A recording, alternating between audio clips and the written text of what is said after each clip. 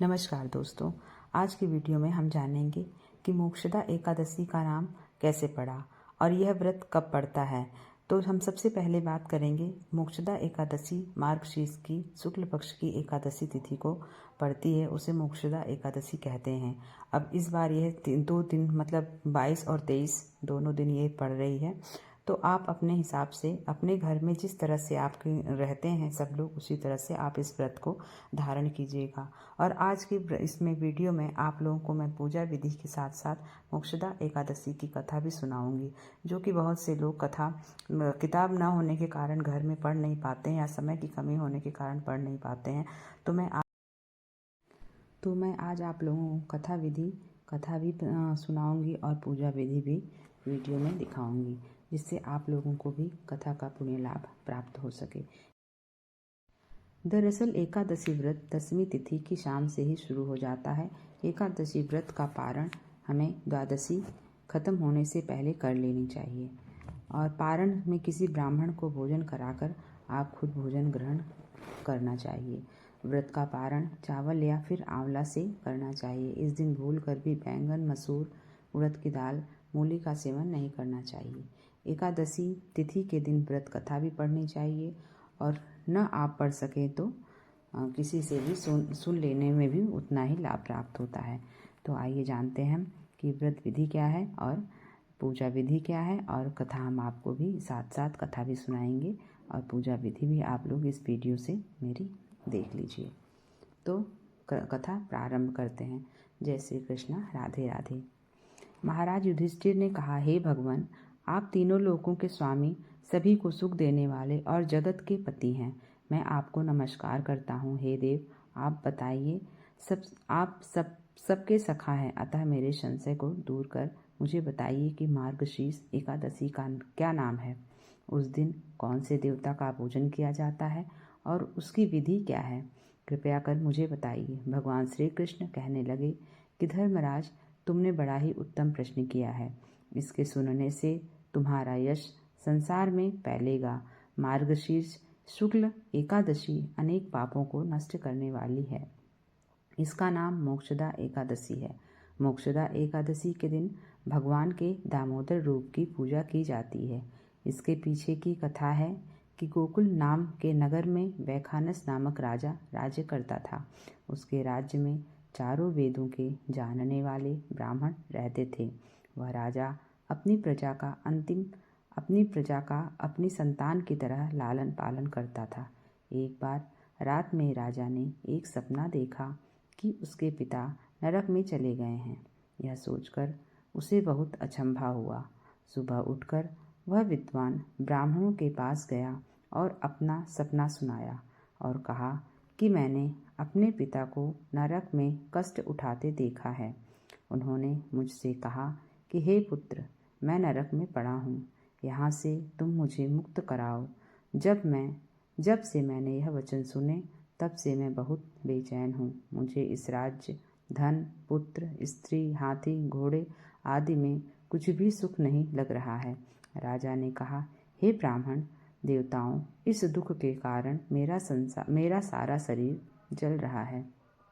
अब आप कृपा करके कोई तप, दान, व्रत आदि ऐसा उपाय बताइए जिससे मेरे पिता को मुक्ति मिल जाए।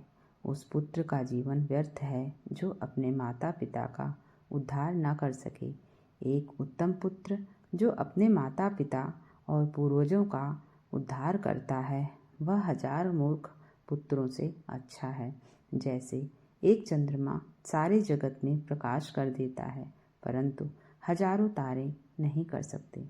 ब्राह्मणों ने कहा, हे राजन, यहाँ पास ही भूत भविष्य वर्तमान के ज्ञाता पर्वत ऋषि का आश्रम है। आपकी समस्या का हल वे जरूर करेंगे। ऐसा सुनकर राजा मुनि के आश्रम पर गया। उस आश्रम में अनेक शांत चित्त योगी और मुनि तपस्या कर रहे थे। उसी जगह पर्वत मुनि बैठे थे। राजा ने मुनि को साष्टांग दंडवत किया। मुनि ने राजा से सांगो पांग कुशल पूछी। राजा ने कहा कि महाराज, आपकी कृपा से मेरे राज्य में सब कुशल मंगल है, लेकिन अकस्मात मेरे चित्त में अत्यंत अशांति होने लगी है। ऐसा सुनकर पर्वत मुनि ने आंखें बंद करी और राजा की भूत के बारे में विचार करने लगे। फिर बोले, हे राजन, मैंने योग के बल से तुम्हारे पिता के कुकर्मों को जान लिया है।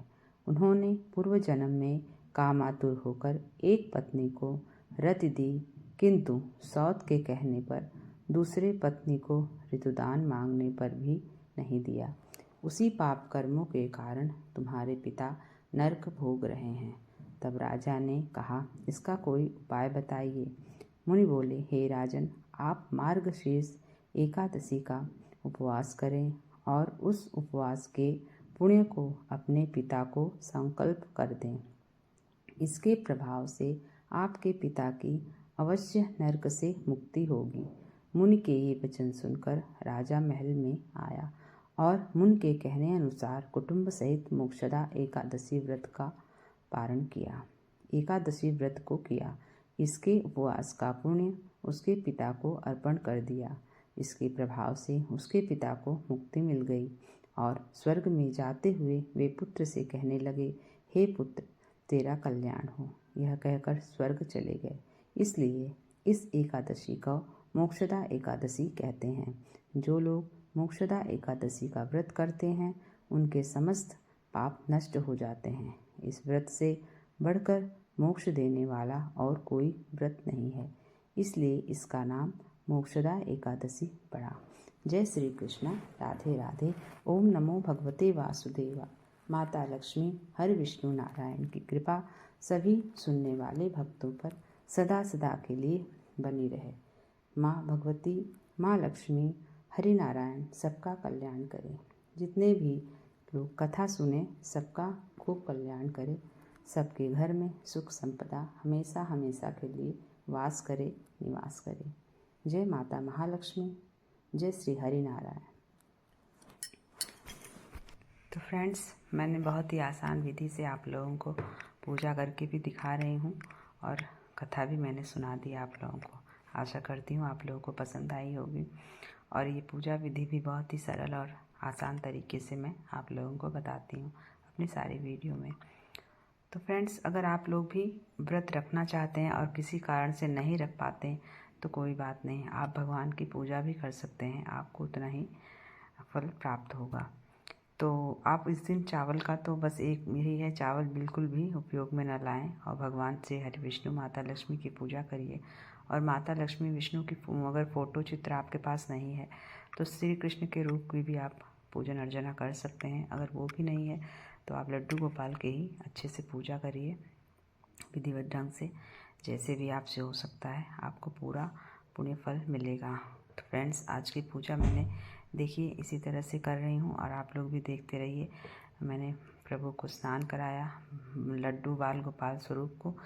और ये कृष्ण राधा जी की जो है विग्रह बहुत बड़ा है तो इसलिए मैं इसको स्नान नहीं कराती हूँ, जल के छींटे से ही मैं पूजा करती हूँ। और माँ गैया और बछड़ी के भी मैंने स्नान कराया। और इस दिन तिल का ही प्रयोग करिए क्योंकि तिल का ही व्यवहार होता है, चावल इस दिन बिल्कुल प्रयोग में नहीं लाया जाता। और यहाँ पर मैंने श्री कृष्ण को वस्त्र स्वरूप कलावा समर्पण किया है, भेंट किया है। और यहाँ पर ये देखिए, मैं अबीर लगाना भूल गई थी तो मैं इस समय अबीर अर्पण कर रही हूँ लड्डू गोपाल जी को, कृष्ण कन्हैया को, माँ राधा को और गैया को। सबको मैंने अच्छे से धूप दीप गंध और ये चंदन वगैरह से मैंने पूजा की। और जो फल मेरे पास इस समय उपलब्ध हैं उस फल को भी मैंने प्रभु के सामने अर्पण किया। और इस दिन खीर का भोग बहुत ही सर्वश्रेष्ठ माना जाता है। अगर आप खीर बना सकें तो बहुत अच्छी बात है। मैंने तो इस समय बस दूध को ही भगवान के सामने अर्पण किया है। मैं खीर नहीं बना सकी थी, इसलिए मैंने भगवान के सामने खीर का उसका दूध का ही भोग लगाया है। और आप इसमें तुलसी की माला भी भगवान को अति प्रिय है, तो इसलिए तुलसी की माला भी अगर आपके पास हो तो उसे भी प्रभु के सामने अर्पण करिए। और तुलसी के पत्र जो होते हैं उसको तो बिल्कुल भी मत भूलिए, क्योंकि बिना तुलसी के पत्र के प्रभु भोग नहीं लगाते हैं, स्वीकार नहीं करते हैं। और ये देखिए कन्हैया की मुरली लड्डू गोपाल की, जो कि उनके सामने मैंने रख दी है। तो आप लोग भी इसी तरह से पूजा पाठ कर सकते हैं। मेरी जितनी विधि होती है बहुत ही आसान तरीके से मैं बताती हूँ आप लोगों को, शायद पसंद भी आती होगी, क्योंकि आप लोगों के लाइक कमेंट्स से मुझे ही पता चलता है कि आप लोग को पसंद आती है नहीं। इसलिए प्लीज़ लाइक ज़रूर कर दिया करिए।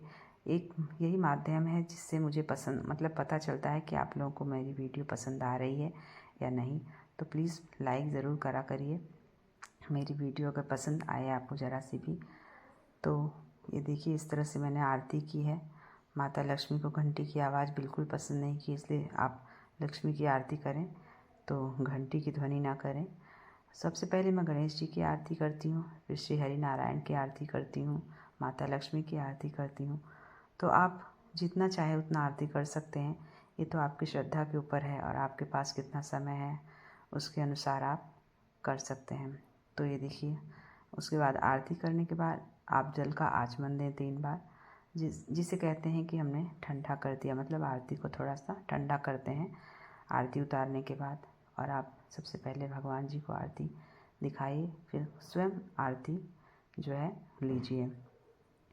और कभी भी आरती आप खाली हाथों से ना लें, हाथ में आपकी दक्षिणा होनी चाहिए या पुष्प होना चाहिए, कुछ भी हो आप वही डालकर तब आरती लें। और उसके बाद पुष्पांजलि, अंत में हमें पूजा पाठ में जो हुई गलतियों के लिए क्षमा मांगना चाहिए प्रभु से। और हाथों में पुष्प लेकर आप अपने देवी देवताओं का ध्यान करें, जिनका भी पूजन कर रहे हों उस समय, और आप उनका ध्यान करके उनसे गलती की क्षमा मांगे। मेरी पूजा पाठ में प्रभु जो गलती हो गई, हम गृहस्थ आदमी हैं, हमें इतना नहीं ज्ञान हो है कि हम किस तरह से पूजा करें, हमें जैसे आता है हम उसी तरह से करते हैं प्रभु।